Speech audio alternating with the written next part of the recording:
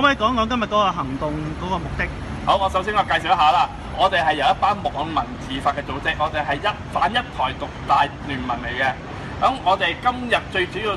趁住呢個公眾假期嚟到呢度呢，係想用一個行為藝術嘅方式去表達一種訴求，就係我哋對一台獨大呢個現象非常之不滿，同埋要升撈啊！咁大家都睇到啦，我哋係有一班朋友係俾一個三色嘅天線捆綁住，其實代表咩呢？係一種一台獨大嘅情況之下，佢哋係受到只係得一個台嘅束縛。喺行為上，佢哋冇選擇，因為冇其他嘅電視頻道選擇。思想上亦都係一個束縛，因為電視台只得一個，佢播放咩嘅信息，你都要照單全收。而後面一班朋友亦都係身穿黑衫，戴住黑色口罩，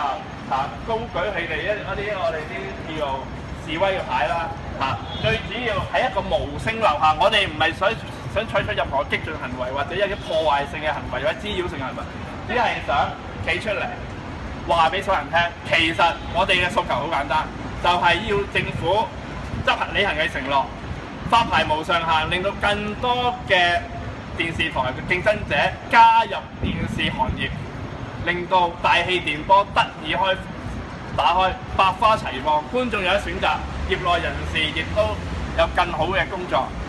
因為喺一台獨大嘅情況之下，市民係冇選擇，永遠只係得一個台。而呢個情況唔係講少，係即將發生，因為9年長春嘅 ATV 亦都即將壽終正寢。而港台有冇能力承接住 ATV 嘅空間呢？而之前話攞嗰兩個免費電視牌照嘅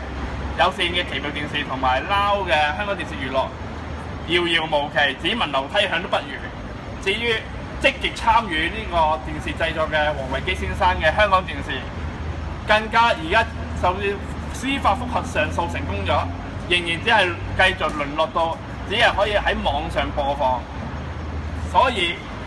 TVB 獨大情況只會繼續持續，我哋一定要同一台獨大升撈。